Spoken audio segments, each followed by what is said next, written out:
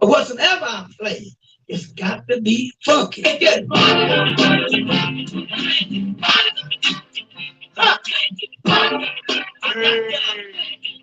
it's a motivated Monday. Make it funky, damn it. Yes, yes, yes. I was, What's I going was on, brother? motivated Look, right here y'all, cleaning my house, bro. it's Monday again, y'all. It's Monday. Can you believe it? We back at it. We back at it. It's Monday. It's the beginning of the week. You know what we do every Monday? We come on here. We try to motivate you, get you in the mood, get you in the right energy to get your week off to the start it's supposed to get off to, so you can get the things done that you need to get done. I'm A-Rock Sealy, aka Amir Sealy. You know that guy over there on the other side. That's talent. He goes by one single name, and y'all know it because you've been rocking with him, you've been around him, and you know what he does, what he's capable of. King, how was the weekend? What's going on with you? Brother man, let me tell you something. First of all, bro, great weekend. Um, Believe it or not, my first weekend being here close to the crib in about 2 years.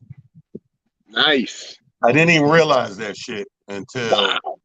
I stopped. I'm talking about full week. Like the only work that I had to do is the rooms that I'm building, the local rooms.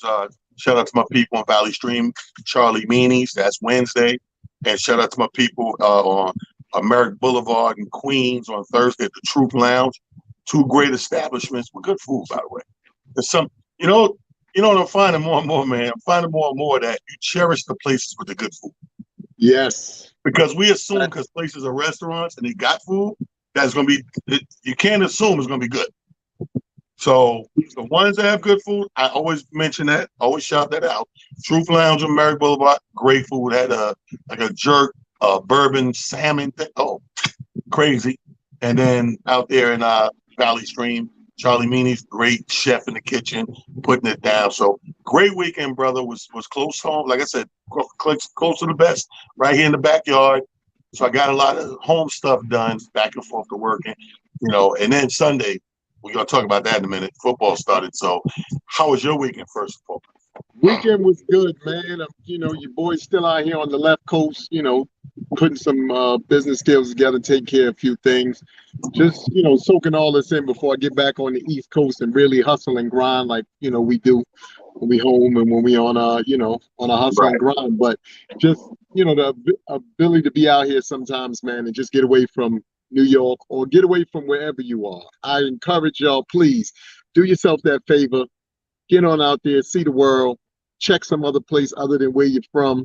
Because as the great God Rakim once said, it ain't where you're from, it's where This you're is where at. you're at. So, please do yourself that favor, get out there and just enjoy, see what the world is about. And it could be something local or it could be something global. Either way, get out there and see what the world has to offer. It's a lot of beautiful things out here, a lot of things to experience, food, comedy, music, just scenery. Like I can't really show y'all because where I'm sitting on the balcony, but I can look off right now and the way that the sky looks as well as the way that the mountains are in the background is just beautiful. So sometimes just drinking and that kind of stuff is enough to kind of change your whole, perspective and put you in a space where you can really get into, a different train of thought, put you in some different energy, make you start dreaming again, make you start looking at the world differently again. That's major, major, major what it is we're trying to do. And that's why we do this Motivational Monday, because we want to see people get motivated again. Don't start slowing down. You're like, oh, well, I'm at this stage. The only thing that slows you down is you. The thing, That's a fact, brother. That's a fact. And you know. I can attest to the whole scenery thing. There was a time in my career, not too long ago either. For a long time, I would take these little excursions. Like once I see places that are nice in the wood, what I would call in the woods, these excursions, because I'll take if I found 2, 3 days in the schedule, go check in a hotel. I make sure the area has restaurants to eat, movie theater because I love catching a movie, and just a decent clean ass hotel with maybe a pool, a hot tub, or some shit, and I'm good. Straight, bringing it down. I call it like socially detoxing, right? So I Yes. would socially detox, and even sometimes I be working in a city like that, and when it's either time to go to the job or leave the job, I take an extra day. and make it, you know what I mean? Like, again, socially detoxing. So I know how that is. My cousin Dame, shout out to my first cousin Dame, just had a birthday 2 days ago. Nice. And, you know, I walk in the bar midnight of the day before, like 3 days ago. So he's like, it's funny because this shit been going on for a whole like 50 years. He go, yeah, bitch, I left you. I'm like, what? I left you again. And I'm like, oh shit, it's your birthday. He like, yeah. So now all the way until May, I don't catch up. You know what I mean? So he loves September 9th to fucking May 9th. He just be, listen to me, I'm your oldest, that shit. So when I said to him, first thing came to mind, I said, damn, you know what? Gotta do something for him. You know, we grown, so it ain't like, you know, we going to the toy store and all that shit. So I said, you know what I could do? Because he was like, I'm gonna be home this weekend, you know, take the ladies, my birthday. I said, you know what?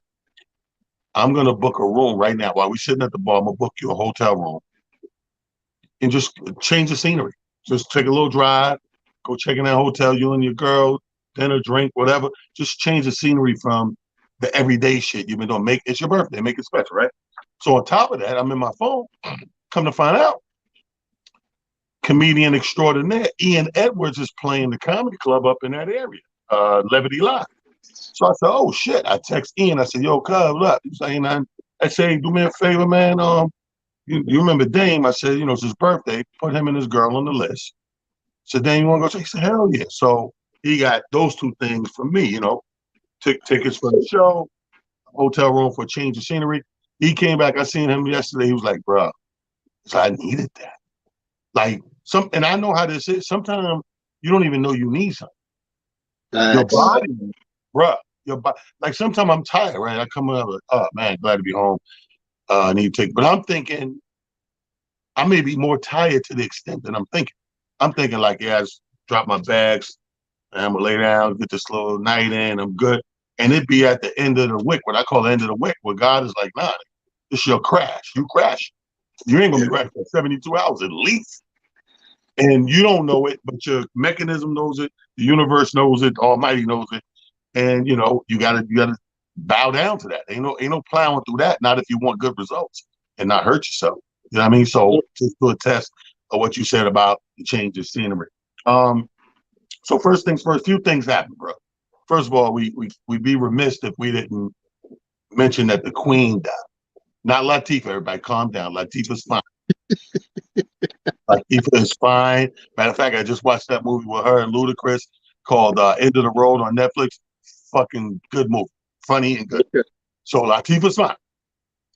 The Queen that over there, you know, over there at the old country, that these people's old country. You can't say ours because we took over here from somewhere else. Anyway, but their queen passed away, and there was a big thing. Let me tell you something.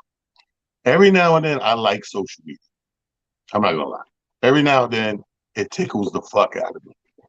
When the Queen of England died,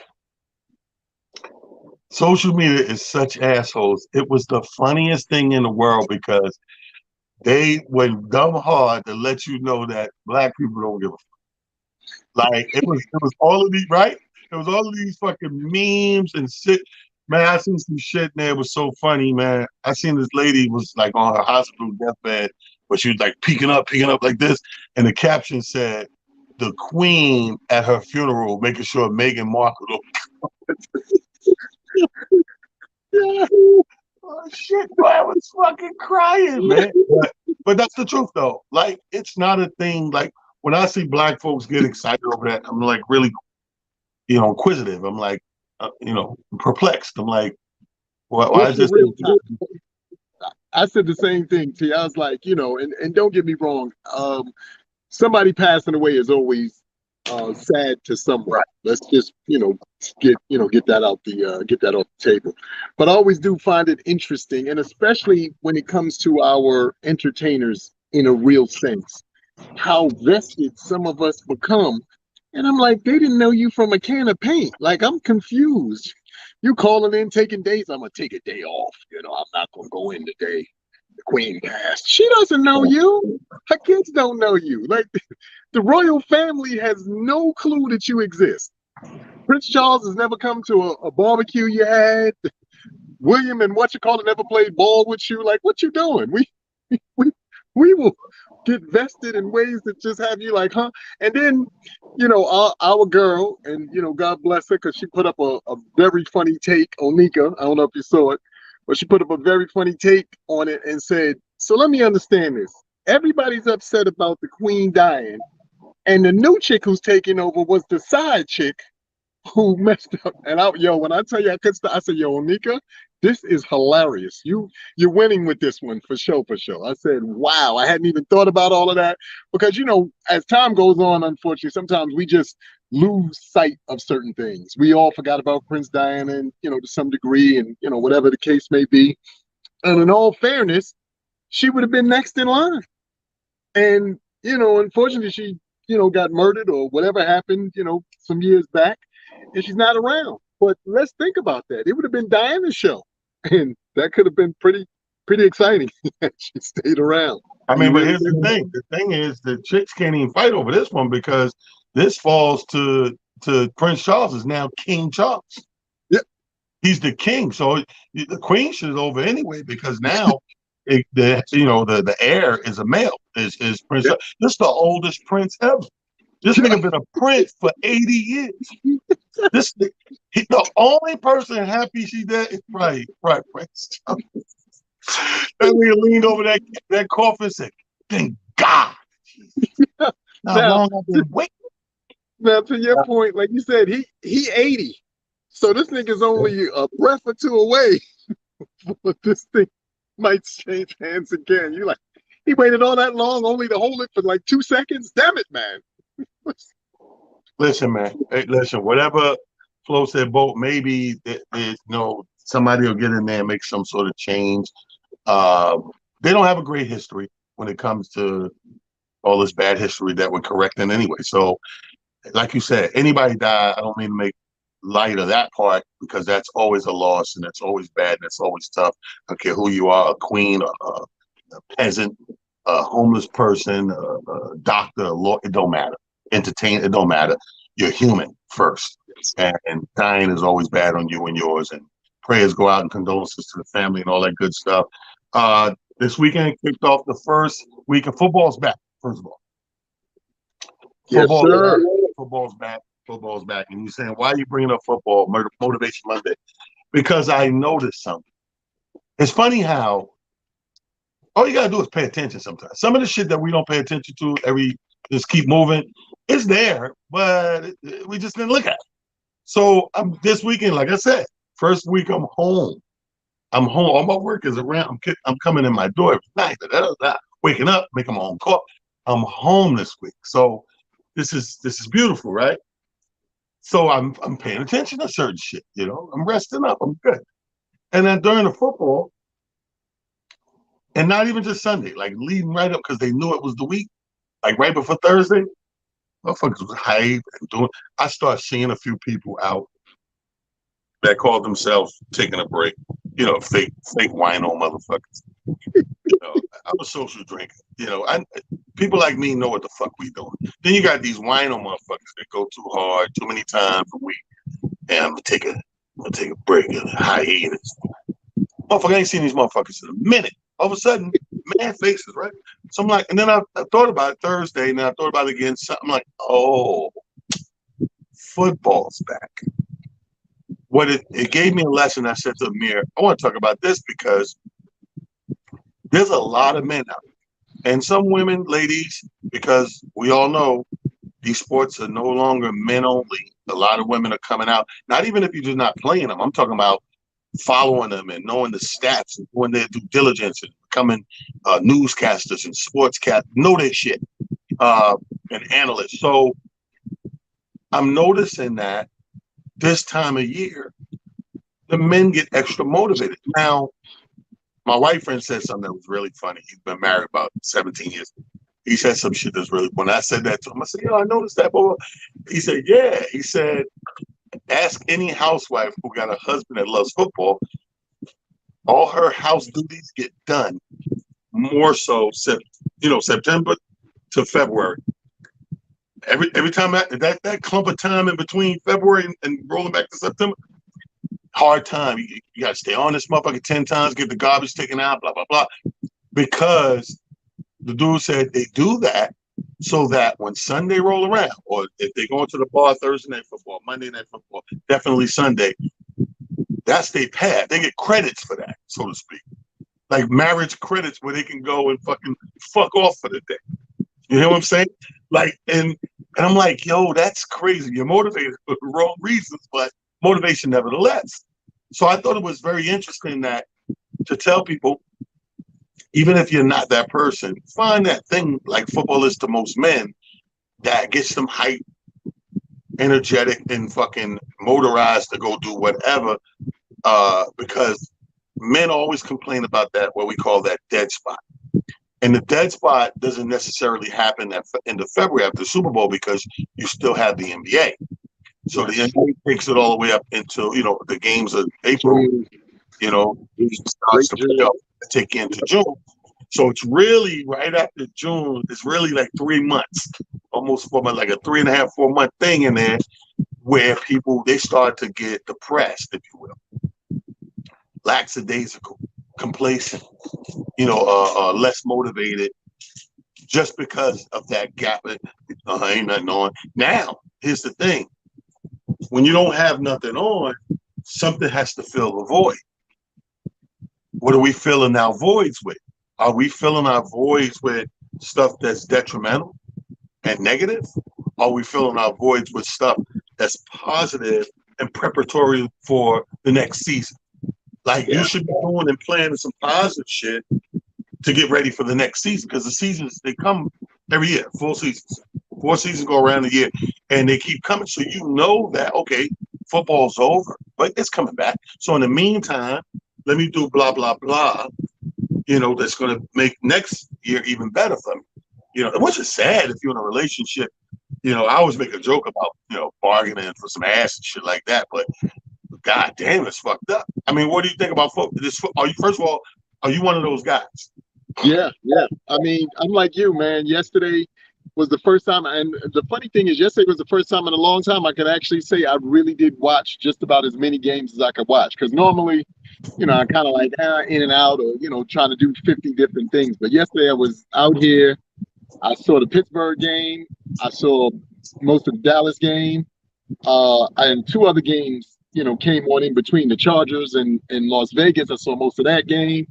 And it was just really cool to kind of, immerse myself in that energy. I know for, everybody who's watching and everybody who's tuning in and who may watch this later, football for guys, for the most part, is, that one getaway. It's a staycation of sorts for us, because what it allows us to do is for a couple of hours, just lose ourselves in everything and anything that allows us to, one, kind of go back to our childhood. Most of us grew up playing football in some way, shape, or form, whether we actually played tackle football or 2-hand touch or something like that in the neighborhood. And it just gives you that moment to kind of go back and relive that energy and the things that you thought about and how you moved and shook during that time and that headspace. And I think for you ladies, 2 things, can be learned here. 1 or 2 things. Either you can, as Talent alluded to earlier, really know and understand the game, which is paramount, because when you can sit there and you can tell your guy, hey, his ability to run to the left is terrible. He needs to work on this, that, the third. That's exciting for us. We just want you to know that, because that means you're really paying attention and you understand. Or if you're not into the game, give him that time, and then you find something that excites you.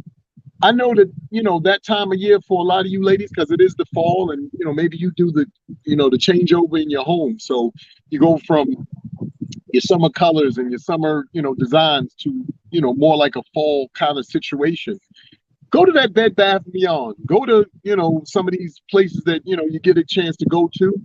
Go shopping for those couple of hours or whatever, and, look at things and, take pictures or whatever. So when he's not paying attention to football on Tuesday, Wednesday, and Friday, and Saturday, you can show the pictures. Hey, hon, I was thinking about switching around this, that, the third. Because on Monday, Thursday, and Sunday, I'm telling you right now, you're not gonna get anything but grunts and hey, I'm focused over here. You messing up my my me time.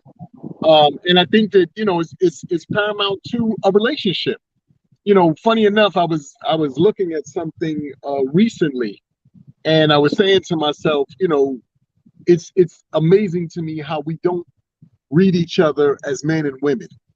For some of you ladies, love movies or stories might be your thing. So, you always get your guy, come on, watch this love story with me. For the most part, we will watch it because, we want to keep the peace. We really don't care. We're gonna be honest. I'm gonna be honest about it. We really don't care. We don't care about the love story. We don't care, how cute it is. We don't care about none of that. But because we want you to know that we do care, that you care, we'll sit there and we watch it. That's how we feel about sports and football and basketball and all that stuff. And it Right. doesn't make us mad when you can't relate to it. We just wish that you could find something that you can relate to so that you can leave us the heck alone while we immerse ourselves in that moment.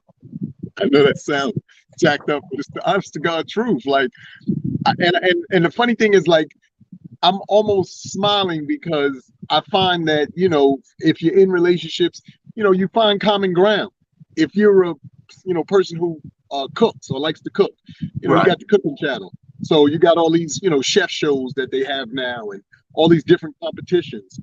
So you might find time to allude to that from time to time. We'll switch over, we'll watch a little bit of that, then we'll come back, or you let me get back to my game, and and I'll be good. But I think the most important thing, like I said, you can do is either find a way to enjoy the time with your guy, or figure out a way to find something that you actually love, and do something that you enjoy. And I will say this, and this is super paramount as well, because you're trying to look to get that quality time in. There is nothing like, and obviously this has to be done when it's just you and your guys. So don't wait till he got the fellas over there and you pull this stunt, because it'll be a problem. But halftime is always the same, amount of time. It's about 10, 15 minutes or so, whatever the case may be. You stroll out of the room either in something sexy or naked, and there's a good chance you could have a moment, like, and it is what it is. You got to understand, he's charged, he's in his zone, so his only thing is look to score so he can get back to the game. just being honest. Yeah. So that's some funny shit, Lee. So let me ask you this. Yes, sir. When it comes to, go back to the sports thing. Uh-huh. So does your energy change per sport? Like, because we're saying time of year, but is it the sport or is it the time of year? So, like when the NBA pops off, why guys are not why is it not the same feeling or motivation as opposed to when the NFL pops off? What's so funny? It's funny that you say that, because I think, for me at least, I know there is a difference in the energy between the two sports. Football, because it's a lot more gladiator, of a gladiator sort, meaning you got guys out here hitting each other at incredible speeds. Guys are huge, and this, that, and the third. So there's a death, almost death factor to it at times. Obviously, you're not looking for anybody to get injured, because if you have a team, the last thing you want is one of your star players or one of the key players to your organization getting hurt, because then this really does diminish your chances of making the playoffs and having a great season. So that's not what you're looking forward to. But you do look forward to these great plays where maybe a hit that and I'm talking about legitimate hits. I'm not talking about some of this stuff that is being called now that aren't fouls to me. I'm like, that wasn't even a foul. That was a legitimate hit. But I think that, to your point, T, I think football in particular has more like a gladiator type feel to it, whereas basketball is a little more finesse. So I think the difference between the two is, with football, like I said, it's cold. This is usually the time of year when you might be in the house a little bit more, depending on what part of the country you're in. So football has the biscuits and pancakes and French toast and that kind of to it. When it's basketball, you kind of like, what, I could rock with some cold cereal and still kind of be all right if need be. You won't necessarily do that, but you feel like What? You understand what I'm saying? You just compared the shit to cold cereal. Like, Cold cereal. the gladiator part makes sense, right? But it does make sense. I gotta give you that. But and when I think of sports, and I think of like the hypeness of when it comes around, to be honest with you, on paper, that the biggest one that ever promoted that was baseball. Remember, opening day. They Yes. called it opening day. And that was baseball was to me the organization that went out hard to promote its opening day, June, whatever the fuck it was. They did that. That was a big marketing thing with the brand and the association. Football, you really only seen it, as TV, television got bigger. Yeah, they would Yes. buy a lot of ads. Football became synonymous with TV. Basketball, the same thing. Like, you really know about it because the little commercial come on and new season starts, whatever. But opening day was a moniker that went with baseball, synonymous with baseball. That was their thing. Like, every big city with a decent baseball team, that was the thing. We're going opening day? Yeah, they got the thing, opening day. That was like a big thing. So baseball, I understood the hype. I understood the change of hype, but I also understand that their hype doesn't last as long. I think the buildup and hype for football is a combination of what you said, the whole gladiator thing, but also with it's a season built on anticipation. Yes. Right? That nobody's anticipating in the other sports the way football does. Look at the process, right? You have the game on Sunday, and you're anticipating from after that game for a week of the next game. You know what I mean? So I got you in the front. We're gonna talk about this one game a whole fucking week. And the coulda, woulda, shouldas. This is the only sport that does this shit. Like, for real, before you get to play again. Even in basketball, they talk shit about the game after every game, but shit, by the time they finish talking, you in the layup line for the next game. And baseball with 120,000 games a season. But football makes your ass sit down for a whole week, coulda, woulda, shoulda, Monday morning quarterback, blah, blah, blah, in anticipation. So, my people, why we don't apply that to life? Think about what football does. If you put it to the life terminology, people always say, take your time when you're making these decisions. Do your due diligence. That's what football does. Football plays a game, whether it be Monday night or Sunday.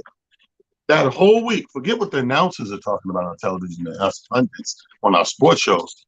But the people who are involved in these games and playing for these teams, to work for these teams, they're using the whole week to break down two things: what the fuck just happened and what needs to happen in a couple of days. But it's a whole week of anticipation. So imagine, do you think in life you'll make better decisions if after every big life-changing thing or decision, you take a moment? Because we don't do that enough. You're right. When you look at the team that lost by 3 Sunday, and then you see that team kick somebody's ass next Sunday, you watch the tape. They checked themselves. They went over their mistakes. They seen what they did good. They wrote down what they did bad. And then more importantly, they did their due diligence on the next decision. So that decision has a chance to flourish.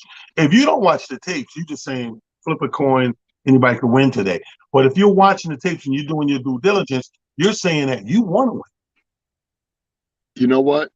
And you know what I'll add to that, which, that is a great analogy, is the taking stock of your city. So, for instance, especially with football, that's a city-driven kind of energy.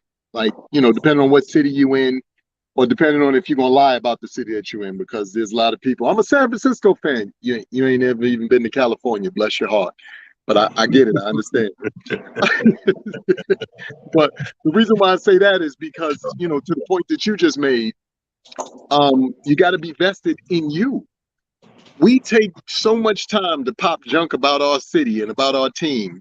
For instance, like you said, yesterday was opening day. I don't even know the last time the Giants won on opening day. That's how bad and how terrible they've been over the last I few do. years. 5 years. So see, okay, so We and here's both the have thing, see, Jets and Giants. Been here's stinking it up on opening day. here's the thing, see, I was so expecting the Giants and the Jets to lose that I didn't. When I found out that they won, I was like, the Giants won. Like literally, because I was doing something else, and I was like, the Giants pull that out. I was like, wow. But it goes to show you. That's what I'm saying.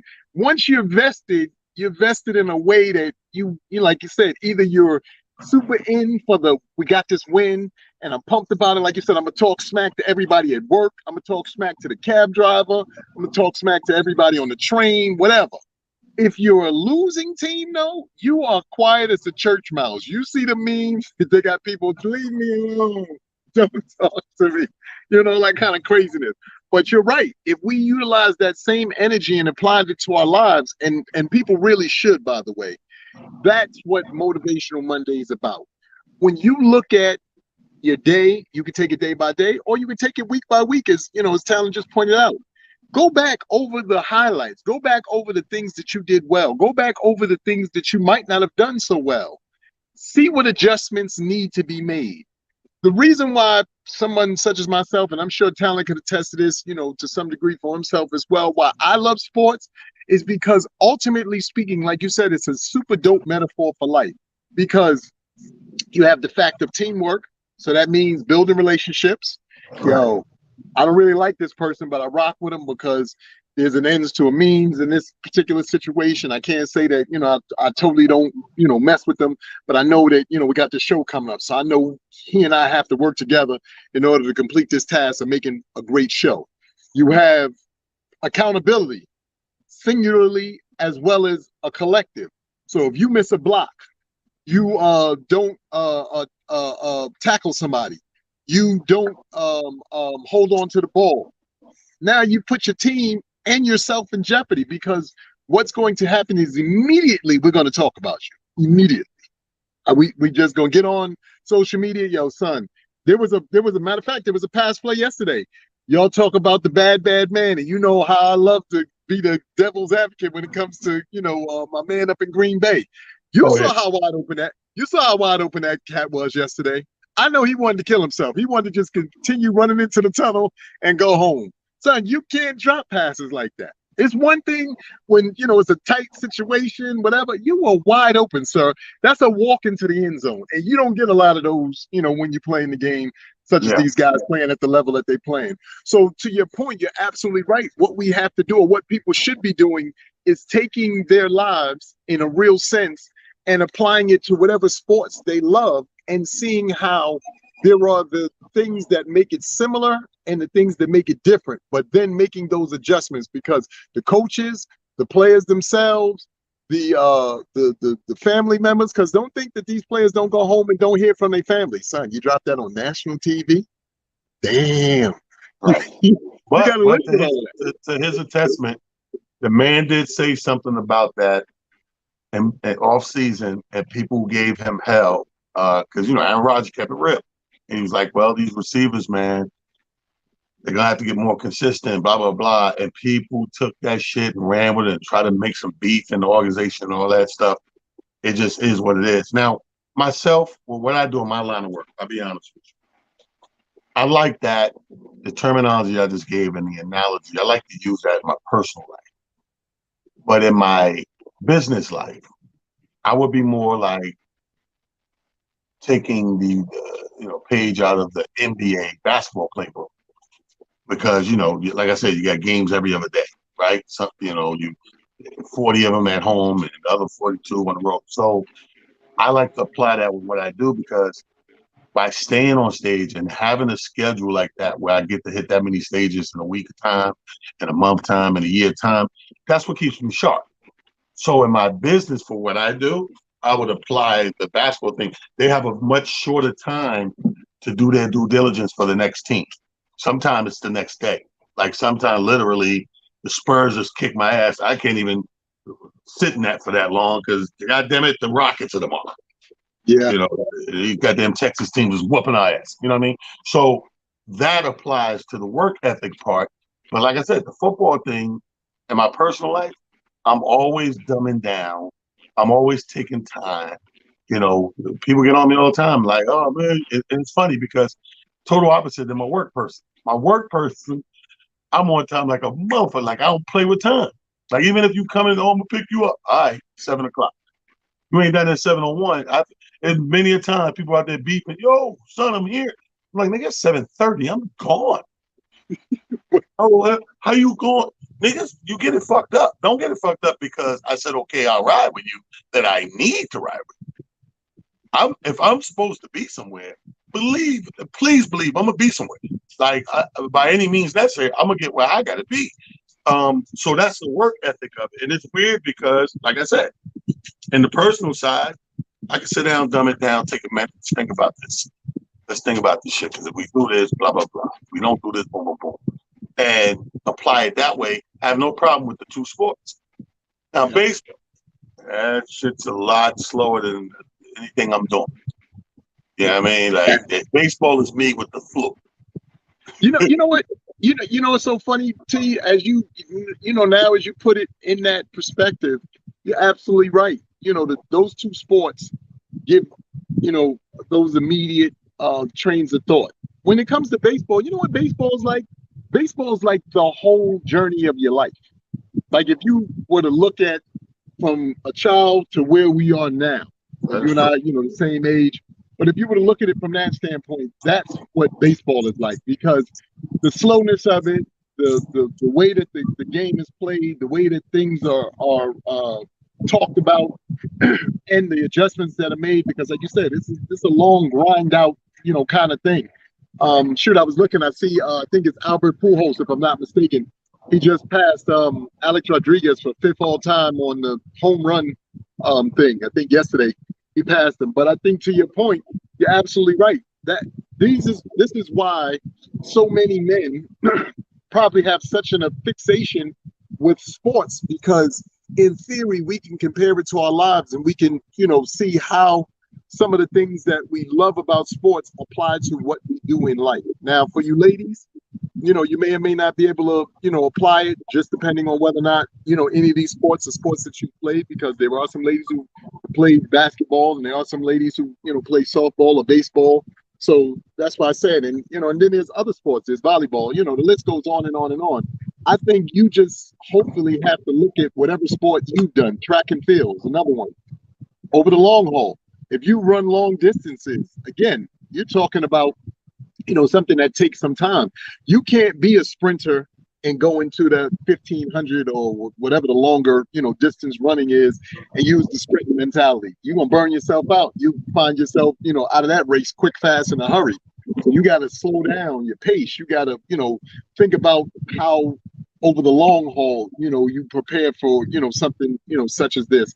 And I think to your point, that's really what life is. It's figuring out how and what things in particular put you in a position to mirror that for your life, and then apply those things to your life. Because you're right, the adjustments come, quick, fast, and in a hurry, especially if you're looking at your day-to-day. Oh, today this happened. Let me think about how I need to make an adjustment on that, so tomorrow that could be better. Like you said, if using the football analogy, you got a promotion here at work, but next week Sharon, Mike, and all of them gonna be acting, different, because they like, oh, you got a promotion, so now you think you're somebody. So you gotta, prepare for how you're going to deal with the energy of, how they're going to possibly come at you. So there are a lot of, wonderful analogies and a lot of, beautiful things that we could do when it comes to playing sports, or at least watching sports, and applying them to our lives, if you look at it from that perspective. And I think that, to your point, that's what makes, for me, sports so great, is watching those adjustments. I'll tell you something else that I watched over the weekend. I don't know if you got a chance to watch it yesterday, but I watched the men's final for the U.S. Open with the two gentlemen for the U.S. Open yesterday. And the young kid who won it, who's 19, they had a couple of moments in that, in the sets where they were doing some amazing things up at that net that I was like, now that's what I'm talking about. That's when you really playing the game. It's sort of like you being on stage, and like you said, maybe, utilizing the crowd as a way to just, keep the pace going. You hit that zone, and like you get in that bag and you can't even call. Let me ask you this. Growing up, did you have role models? Did you have a lot? Did you have a few? You know what's so funny now? To your point, and that's why I liked when you brought up baseball to that. I, as a kid, you know how you like a lot of stuff for me now to the point that we made earlier about, getting out of your comfort zone or going to places where you can sit back and look over your life. I'm realizing I had so many mentors in my life from a very early age to where I am now. And Nice. because of a lot of those mentors, I'm realizing the things that I learned in those moments that I didn't realize I was learning in those moments. And, for instance, I'll give you one that goes all the way back to my childhood. I had a teacher, his name was Mr. Miller. This when I was in grade school. Grade school was like, second through fourth grade. And he was a, big burly guy, kind of looked like a lumberjack. And, Mr. Miller had the beard before beards was in style, all that, he had all of that. But they used to do announcements over the loudspeaker for the school. So I'll never forget one day he asked me to, be a part of that. He said, Amir, you mind doing the announcements?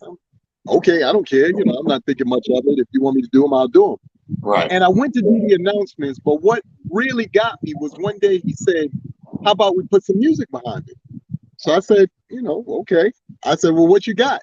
And he played Trans Europe Express. So I'm doing like the morning announcements and they got Trans Europe Express playing in the background. It's a true story. And it's playing and, I'm listening to the music and I'm doing good morning, students, blah, blah, blah, blah, blah, blah. But again, I'm not thinking much of it, T, because I'm a little kid. You asked me, I'm looking at it as a chance to get out of class, to be honest with you. But hey, if you tie in, the ability for me to talk to, cool. But I fast forward to where I am now, and I bring this, tied together with you. All these years later, when you asked me and you came to me and you said, "Hey, man, what do you think about us, doing, a few shows or whatever the case may be?" I didn't think to myself that all the way back when I was in grade school, Mr. Miller was preparing me for this moment and this time now. So to your point about mentors and people who have shaped, some aspects of your life, I challenge each and every one of y'all, do yourself a favor, look back over your life. And I'm almost positive you can find some mentors and some people and some things that have happened to shape you for where you are and what you're going through now, which are amazing things when you really think about it. And hopefully you can take that moment to thank those beautiful people who have given you those opportunities only to allow you to be where you are now and to be amazing as you are now. So yeah, man, I got a lot of people who I could look back to and Let me back tell you why I brought that up, because I'm a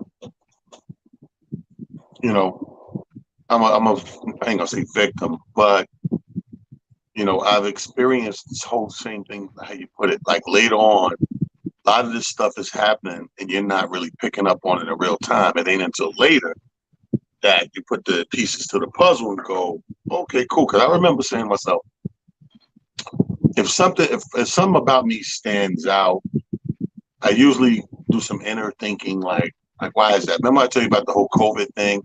Like yes. Everybody in the bar that I'm drinking at get the motherfuckers. Some died, some real sick, whatever. I'm talking about this the beginning of COVID, right? And I'm like, I was in that bar for a whole week drinking with these people. Like, why didn't I get it? And that's how I figured out the whole alcohol, tequila, blah, blah, whatever. So same thing with this, with the role model thing. I used to ask myself time to time, I would sit back, because I remember being in middle school, 7th grade, and the big deal was talking about, year 2000, Remember how that was when you were little, 2000, new millennium, gonna party like it's 1999 and that all that shit. So I remember doing the math, because I was always a numbers guy, and I was like, damn, I'll be 31 the year 2000. But the hood nigga in me was like, I'm probably not gonna live that long. You know what I mean? For real, for real. In my mind, I was like, I'm probably gonna make it. But just the number's sake, in the year 2000, I would be 31. But I really, in my mind, didn't believe I would get it. So fast forward, I remember hitting 31 and remembering that little piece of my brain back then, like deja vu, like, wow. And laugh to myself, because nobody else is going to get it the same way, because it was all in here. And every couple of years after, I'm like, damn, boy, you living. After a while, I was like, you know, it was all a misconception. You're just living, you're doing all this positive stuff, and you're trying to be better at everything you're doing, right? And then in my late 30s and in my 40s, and then even now in the 50s, I would say to myself, like, why is that? Like, where you came from and who everybody you around and your environment, your community, all of these things, because you was around it all, you've seen it all, you've been damn near done it all. And why are you, you know, exemplary of progress? Like, why are you now this mentor to people? Why are you doing these benefits for this? And, you know, this in other words, just this positive posture and this guy that made it. Why is that possible? Because your father wasn't in the home, bro. Your father died, you was at a very young age, your mom died eventually, grandparent. Like, why? How? And I had to sit back and I would look and I'd be like, you know what? In retro, in hindsight, looking back, I had some pretty good role models and mentors around me that I didn't recognize in that time. I guess as a kid, you just look at it like, oh, this man or this woman is cool. You know, this is a cool person. It's a cool. That's as much as you could probably process at that young age. But when you get older, it's like, yo, that dude used to be in the park dropping jewels all the time, and don't let he was a guy. Don't let him see y'all doing wrong or whatever. Pull your coat to it, wouldn't let you. You know, so I had about 2 or 3 of them throughout my community because the men in my family and in my life was either in the military or a lot of time in jail, either or. So I was so young in my age bracket that my older sisters, pretty much my mom and them, took care of me. You know, they were the like assistant moms. You know what I mean? I got 5 sisters. They were like assistant moms to me. So I had to look back in hindsight and go, that's how the fuck I made it out. Because like I said, in real time, we don't stop down to pay attention. So you will get to the end of a rainbow or a fucking blueprint and be like, how the fuck I get over there? It's just like every time I wake up, there's something I forgot I did before I went to sleep because I probably laid down nice and tipsy or took my fucking edible. Either way, when I wake up, I'm like, oh, that's good. Oh shit, I put that over there. You know what I mean? Like, so that's why I asked that question. And I think that I put it out there too for our people that watch the show. That's another note I want you to take away from this. Try to shine a high. Try to recognize those light bulbs in your life in existence. You know, try to point them out sooner than later because I have a feeling that if we recognize these things in real time, that we can get a lot of more bang for the buck, so to speak, a lot of more miles to the gallon. I think a lot of this stuff we get so far over here and late that yeah, we do the best with it, and it's productive and it's positive and useful. But it's like look at all the diseases and ailments, right? What the doctor always say: if you catch it early, Yeah. it's easy to treat. You might beat it. You know what I mean? Depending on how early we catch it. So think of that the same way with this. You know, with your mentors. What if that you're not paying attention to for whatever reason? And you're right. I mean, like it is. And the funny thing is, please understand this too. Mentors, amazing moments because it could be amazing moments. All these things kind of fall under the same umbrella. You may look at them and you may word them differently, or you may internalize them differently.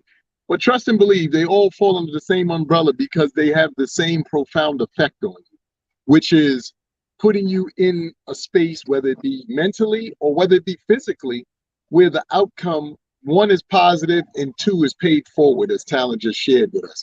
Because a lot of times, to his point, you don't realize you're paying things forward just based off the fact that someone's paid something forward to and for you, quiet as it's kept.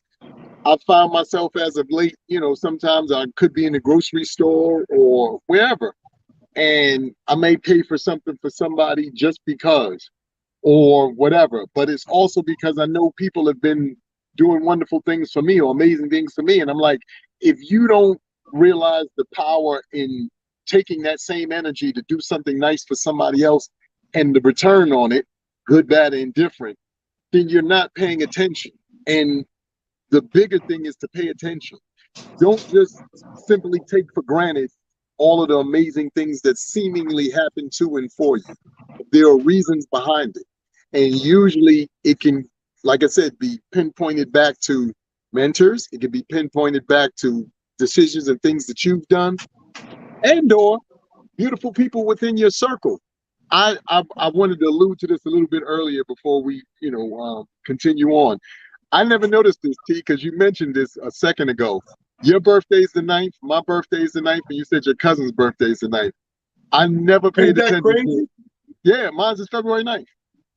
But you know what's crazy? This is my cousin. I grew up with him. I know him my whole life, right? And never to this year put it together that September 9th, May 9th. I'm just like, okay, you September, nigga, like, and then I was like, damn, this motherfucker got me down to a precise number of how long he could fuck with me. You know what I mean? Like, we'll get back to that shit. We almost been remiss this show. You have your jewel of the day? I don't want to just exit out if you have No, one. no, no, no. The only other thing that I'd like to say is always, man, is first and foremost, everyone just continue to do like we've been saying. Please check on your friends, check on the people you know and love. Talent, didn't touch on this, but we sort of glossed over it. We lost another, comedy great talent. Was familiar with the gentleman. We were all, given the assignment to watch his comedy special. And if you haven't, please do yourself a favor and watch, David Arnold's comedy special, because we lost him as well, in the last few days.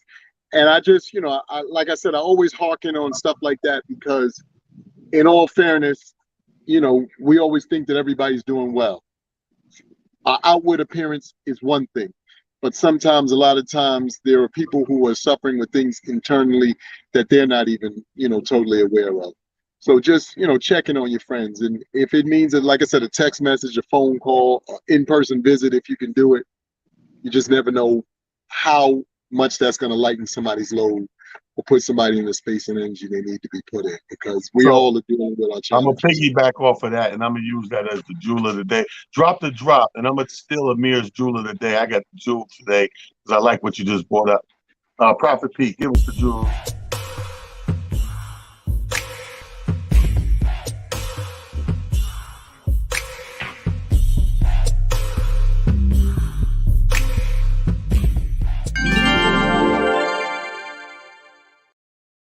Hey people, what's up? It's the Jeweler of the Day, usually brought to you by the jeweler himself, Amir Silly. I'm going to do it today because he just brought up something that hits home.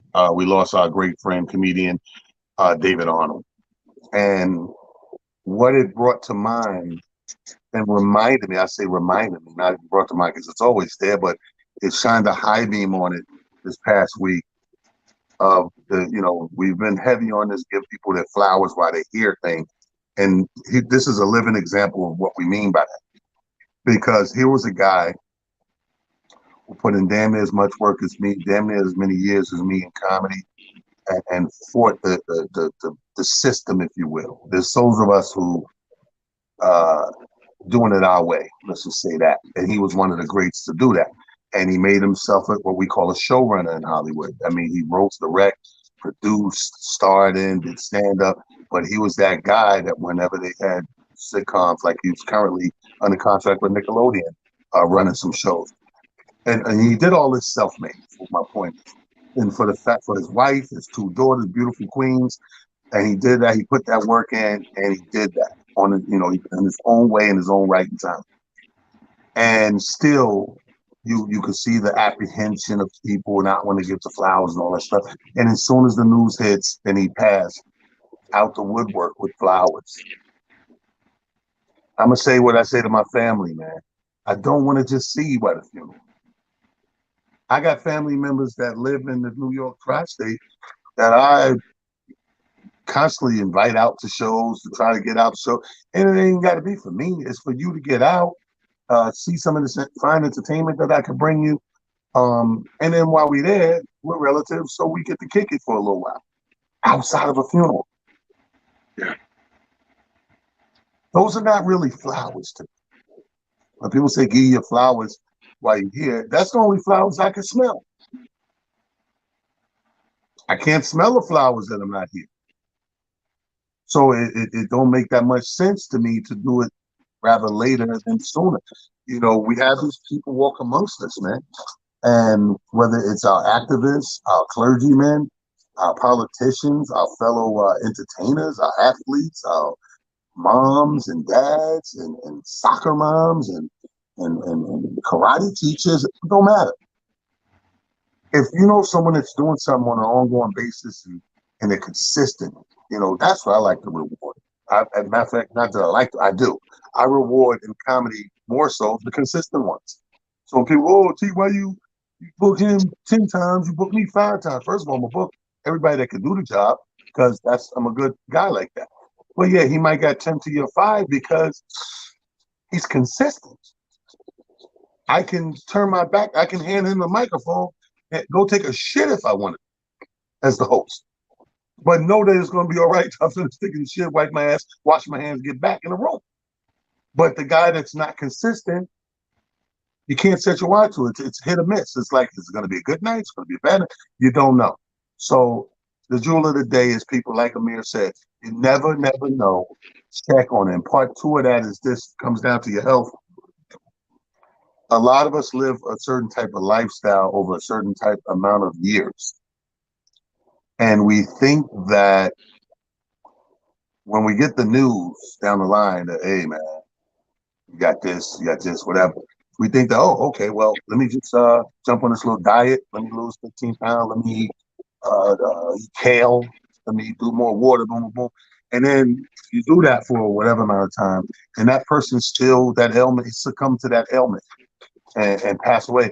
People need to remember, it's not about this one day that it finally, you know, broke the camel's back.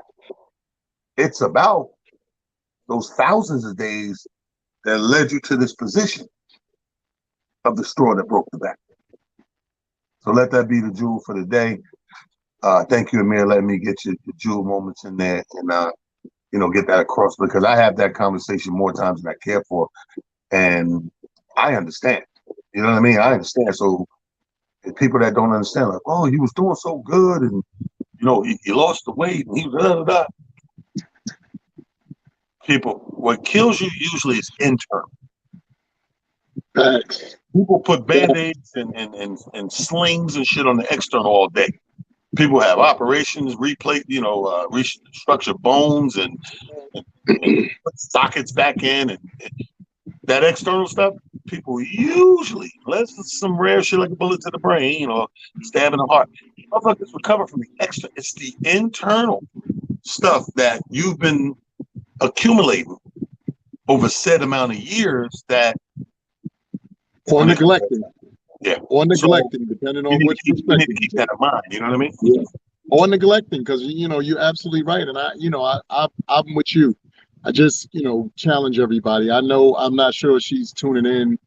I'm not trying to put a business out there, but one of our one of our true fans of the show, Renee, has lost a family member on the last 2 days. So, you know, y'all keep her in your prayers. And and see, that's what I mean. We need to be a community who's about that as well. Yeah, we can't, you know, be crazy about this, that, and third. Like I said, everybody's going through some challenges one way or another. And even though yours may, at the moment, seem to be the, you know, Mount Kilimanjaro to you, right? It might not be to somebody else. That doesn't mean that that whatever they're going through isn't important. It just means that it's different from whatever your challenge is. So y'all have empathy, have sympathy, and more importantly, just continue to, you know, cheer for each other, love on one another as best you can. And, you know, as I always say, it's nice to be important, but it's much more important to be nice. Y'all take that with you, man. I can't stress that enough. It's opened so many doors for me. It's scary sometimes. I look up and be like, oh shit, how'd I get here? But it's, you know, utilizing that as a train of thought. I promise you, it's not much harder than that. And I know everybody, oh, miss me. Okay. Go ahead, burn them bridges if you want to.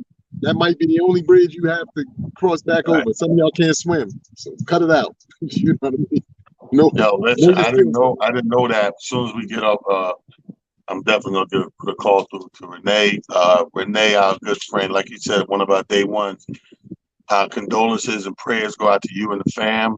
I know that feeling, and and pray for my son as he's getting Yes. better every day, getting strong every day. We're just trying to get him back to 100% where he's out there banging it again. If you bought tickets and was going to support him in another week at Caroline's, we're pushing that back. Obviously, we let him give him time to heal. He wants to be 100% on his chops to headline that show. So, but your support is more than thankful, and everybody that reached out. And as soon as he feels strong in the voice and all that, he's going to be the first guest on here, Motivation Monday, to help motivate y'all. You know what I mean? He's his father's son, and our prayers and hands, everything go up to him and to the family of Renee. This has been Motivation Monday. We love you. Ain't nothing you can do about it. Peace, King. We talk later. Peace.